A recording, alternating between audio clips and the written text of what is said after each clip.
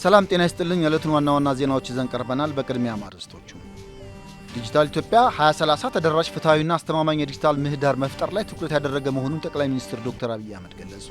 የሀገር ሰላምና የሕዝብ ደህንነትን ለማስጠበቅ የሚሰጣቸውን ሀገራዊ ተልዕኮ በጀግንነትና በሰብአዊነት ለመፈጸም ዝግጁ መሆናቸውን ተመራቂ ልዩ የኮማንዶ አባላት ገለጹ። የፌዴራል መንግስት በትግራይ ክልል ሰላም ለማስፈን የሚያከናውናቸውን ተግባራት የሚያደናቅፉ አካላትን ህብረተሰቡ አጥብቆ ሊታገላቸው እንደሚገባ ስምረት ዲሞክራሲያዊ ፓርቲ ገለጸ። ኢትዮጵያ ልማትና ሰላሟ በአባይ ወንዝና በቀይ ባህር ላይ ከሚኖራት ሁለንተናዊ ተጠቃሚነት ጋር የተቆራኘ መሆኑን የኢትዮጵያ ዜጎች ለማህበራዊ ፍትህ ፓርቲ ኢዜማ ስራ አስፈጻሚ አባል አቶ ግርማ ሰይፉ ገለጹ። የሚሉት የዕለቱ ዜናዎቻችን ናቸው። ዜናዎቹን በዝርዝር እንመለከታለን። ከዜናዎቹ ጋር ሀብታሙ አክሊሉ ነኝ። አብራችሁን ቆዩ። ዲጂታል ኢትዮጵያ 2030 አስተማማኝ የዲጂታል ምህዳር መፍጠር ላይ ትኩረት ያደረገ መሆኑን ጠቅላይ ሚኒስትር ዶክተር አብይ አህመድ ገለጹ። ጠቅላይ ሚኒስትር ዶክተር አብይ አህመድ ዲጂታል ኢትዮጵያ 2030 በይፋ ማስጀመራቸው ይታወሳል። ጠቅላይ ሚኒስትሩ በዚህ ወቅት እንደተናገሩት ዲጂታል ኢትዮጵያ 2025 ሙሉ በሙሉ በሚባል ደረጃ ተሳክቷል። በተለይም በህዝብ መገልገያ ዲጂታል መሰረተ ልማቶች ዝርጋታ ውጤታማ ስራ መከናወኑን አንስተዋል። ለአብነትም ኢትዮጵያ ወሳኝ በሚባል ደረጃ ከጥሬ ገንዘብ ግብይት ወደ ዲጂታል የፋይናንስ ስርዓት መሸጋገሯን ጠቅሰው በዚህም ገንዘብ ለማሳተም የሚወጣውን ከፍተኛ የውጭ ምንዛሪ ማስቀረት መቻሉን አብራርተዋል። ዲጂታል ኢትዮጵያ 2030 ባለፉት 5 ዓመታት የተከናወኑ ተግባራትን መሰረት በማድረግ መዘጋጀቱን አንስተዋል።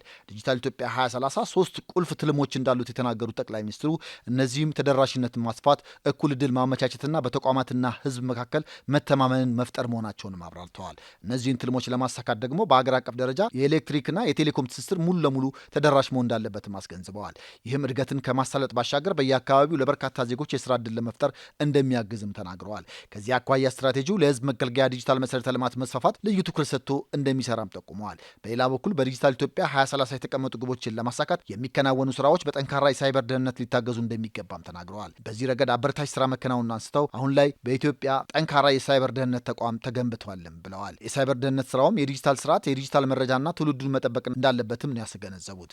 በተለይ የትውልዱ የዲጂታል አጠቃቀም ከኢትዮጵያ ባህል እሴትና ሉዓላዊነት ጋር በተናበበ መልኩ ሊሆን እንደሚገባ ነው ጠቅላይ ሚኒስትሩ ያነሱት። ዲጂታል ኢትዮጵያ 2030 እንዲሳካም ሁሉም በትብብር መስራት እንዳለበት ነው ጥሪ ያቀረቡት።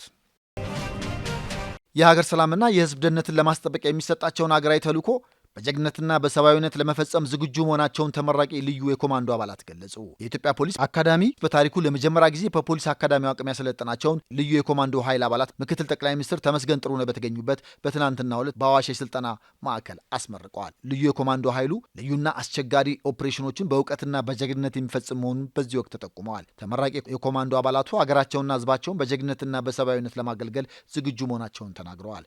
ኮንስታብል ሚኪያስ ገበያው በሰጠው አስተያየትም የወሰዱ ስልጠና የአካል ብቃት ብቻ ሳይሆን የአእምሮ ጽናትና ልዩ የኦፕሬሽን ጥበቦችን ያስጨበጣቸው መሆኑን ገልጸዋል። የሚሰጠውን ማንኛውንም ሀገራዊ ተልዕኮ በጀግንነት ለመፈጸም ዝግጁ መሆኑን ተናግረዋል። ሀገርና ህዝብን ከማንኛውም የጥፋት ኃይል የመጠበቅና የህዝብን ሰላም ለማስጠበቅ እስከ መስዋዕትነት ጭምር ለመክፈል ዝግጁ መሆኑን ጠቁመዋል። ሌላኛዋ ተመራቂ ኮንስታብል ምርትነሽ ተካ በሰጠችው አስተያየትም የስልጠናው ሂደት ገንቢ፣ አስተማሪና ለቀጣይ ተልዕኮ እንዲዘጋጁ የሚያደርግ መሆኑን ተናግራለች። ባገኘችው ስልጠና በታማኝነትና በጀግንነት ለማገልገል መዘጋጀቷንም ገልጻ የሚሰጣትን ማንኛውንም ግዳጅ በብቃት ለመፈጸም ዝግጁ መሆኗንም ገልጻለች። ኮንስታብል አብዲ ተረፈ በበኩሉ ኢትዮጵያን ከውጭ ባዳና ከውስጥ ባንዳ ለመጠበቅ ዝግጁ መሆኑን ተናግረዋል። ቀደምት ኢትዮጵያውያን የሀገራቸውን ዳር ድንበር ለማስጠበቅ የፈጸሙትን ገድል በጀግንነት ለመድገም መዘጋጀቱንም ነው የገለጸው። ሌሎች ወጣቶችም የእነሱን አርያ በመከተል ሀገራቸውን ለማገልገል መዘጋጀት እንደሚገባቸውም ጠቁመዋል። ተመራቂዎቹ ከሁሉም የሀገሪቱ ክፍሎች ተውጣጥተው በጋራ ያሳለፉት የስልጠና ጊዜ የኢትዮጵያን አንድነት በተግባር ያዩበት መሆኑንም ነው የገለጹት። የፌዴራል መንግስት በትግራይ ክልል ሰላም ለማስፈን የሚያከናውናቸውን ተግባራት የሚያደናቅፉ አካላትን ህብረተሰቡ አጥብቆ ሊታገላቸው እንደሚገባ ስምረት ዲሞክራሲያዊ ፓርቲ ገለጸ። የስምረት ዲሞክራሲያዊ ፓርቲ የምክር ቤትና የሚዲያና ኮሚኒኬሽን ዘርፍ አባል አቶ ጣዕመ አራዶም ከኢትዮጵያ ዜና አገልግሎት ጋር ባደረጉት ቆይታ በትግራይ ክልል ዘላቂ ሰላም እንዳይሰፍንና የፕሪቶሪያው የሰላም ስምምነት እንዳይተገበር እንቅፋት የሚፈጥሩ አካላትን የክልሉ ህዝብ በጽናት ሊታገላቸው እንደሚገባም ገልጸዋል። የፌዴራል መንግስት የፕሪቶሪያን ስምምነት ተከትሎ በትግራይ ክልል ሰላም እንዲሰፍንና ልማት እንዲመጣ በርካታ ውጤታማ ተግባራትን እያከናወነ እንደሚገኝ ጠቁመዋል። በተለይም ለክልሉ አስፈላጊውን የልማት በጀት በመደቡ የባንክ የጤናና የማህበራዊ አገልግሎቶች ዳግም እንዲጀምሩ ማድረግ፣ የፈረሱ የመሰረተ ልማት ግንባታዎችን መልሶ መገንባቱ ያወሱት አቶ ጣዕመ ተፈናቃዮችን ወደ ቀድሞ ቀያቸው በመመለስ ረገድ የፌዴራል መንግስት ላከናወናቸው ተግባራት አድናቆት እንዳላቸውም ተናግረዋል። ይሁን እንጂ በአሁኑ ወቅት በክልሉ የሚንቀሳቀሰው ቡድን መንግስት ተፈናቃዮችን ለመመለስና ሰላም ለማስፈን የሚያደርገውን ጥረት እያደናቀፈ መሆኑን አንስተዋል። ይህም የክልሉን ህዝብ ተጠቃሚነት ወደ ኋላ የሚጎትት መሆኑን ገልጸው ህብረተሰቡ እነዚህን እንቅፋቶች በትጋት እንዲታገል ፓርቲው ጥሪ አቅርበዋል። ስምረት ዲሞክራሲያዊ ፓርቲ በመጪው 7ኛው አገር አቀፍ ምርጫ ላይ ለመሳተፍ ሙሉ ዝግጅት እያደረገ መሆኑን ያስታወቁት አቶ ጣዕመ የእጩዎች ምልመላና አስፈላጊ የሆኑ የቅድመ ምርጫ ሂደቶች እየተከናወኑ ይገኛል ብለዋል። ምርጫው መካሄዱ የትግራይ ህዝብ በሀገሪቷ የፖለቲካ መድረክ ተገቢውን ውክልና ለማግኘት እንደሚያስችለውም ተናግረዋል። የክልሉ ህዝብ እንደ ሌሎቹ ሀገሪቷ ክፍሎች ሁሉ በዲሞክራሲ በልማትና በመልካም አስተዳደር ተጠቃሚ የሚሆነው በምርጫ የህዝብ ውክልና ሲረጋገጥ ብቻ እንደሆነም ገልጸዋል። በትግራይ ክልል የሚታዩ ችግሮች መፍትሄ ሊያገኙ የሚችሉት ህግንና ህገ መንግስታዊ ስርዓትን መሰረት በማድረግ በውይይትና በሰላማዊ መንገድ ብቻ መሆኑን አቶ ጣዕመ አጽንኦት ሰጥተዋል። የፌዴራል መንግስትም በአካባቢው ዘላቂ ሰላምን ለማምጣት እስካሁን የጀመረውን ጥረት አጠናክሮ እንዲቀጥል ፓርቲው ጥሪውን አስተላልፈዋል።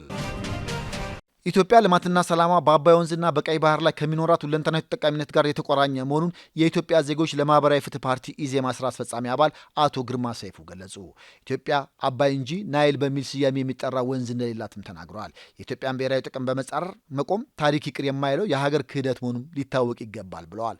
አቶ ግርማ ሰይፉ ከኢዜአ ጋር ባደረጉት ቆይታ እንደገለጹት ኢትዮጵያ ተፈጥሯዊ የባህር በር ባለቤት ሀገር ናት። ሆኖም በአንድ ወቅት በነበሩ የሀገር መሪዎች በህገወጥ መንገድ ከተፈጥሯዊ የባህር በር እንድትገለል ተደርጓልም ብለዋል። በአሁኑ ወቅት የባህር በር ባለቤትነት ጉዳይ የብሔራዊ ጥቅምን ለማስጠበቅ አጀንዳ መደረጉ ተገቢ መሆኑን ጠቅሰው የባህር በር የማስመለስ አጀንዳም የዘመኑ ትውልድ የታሪክ አደራ መሆኑንም አብራርተዋል። በኢትዮጵያ የፖለቲካ ምህዳር ውስጥ በውጭ ሀገሮች ድጋፍ ጭምር በሰብአዊ መብትና ዲሞክራሲ ስም የሚደረጉ ጫናዎች የሁለቱ ውሃዎች ፖለቲካ ድምር ውጤት መሆናቸውንም ገልጸዋል። ኢትዮጵያ ለተፋሰሱ ከአባይ ወንዝ 86 ከመቶ በላይ ውሃ እንደምታበረክት የገለጹት አቶ ግርማ ኢትዮጵያ አባይ እንጂ ናይል በሚል ስያሜ የሚጠራ ወንዝ እንደሌላትም ተናግረዋል።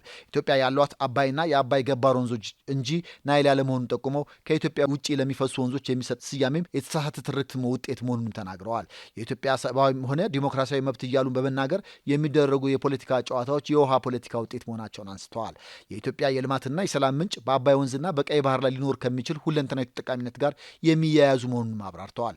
ግብጽ ለአንድነት ወይም ነጣጣይ የተቃርኖ አካሄድ የሚከተሉ የኢትዮጵያ ኃይሎችን በመደገፍ ኢትዮጵያ በቀይ ባህር ላይ ተጠቃሚ እንዳትሆን የያዘችውን አቋም የአባይን ውሃ በብቸኝነት የመቆጣጠር ፍላጎት መሆኑንም አንስተዋል። ከቅርብ ጊዜ ወዲህ ብልጽግና ፓርቲ በመንግስት ደረጃ ኢትዮጵያ የባህር በር ያስፈልጋታል የሚል አቋም መያዙ በትልቅ አገራዊ አጀንዳነት የተወሰደና የትውልድ ጉዳይ መሆኑንም አመልክተዋል። ኢዜማ ባዘጋጀው የፖሊሲ ማዕቀፍ ኢትዮጵያ የባህር በር ባለቤት መሆን እንዳለባት አቅጣጫ ማስቀመጡንም ጠቁመዋል። በውጭ የሚኖሩ ኢትዮጵያውያንና ትውልደ ኢትዮጵያውያንም ለሀገር ብሔራዊ ጥቅምና ፍላጎት መከበር በሁሉም መስክ መስራት እንደሚኖርባቸውም አስገንዝበዋል።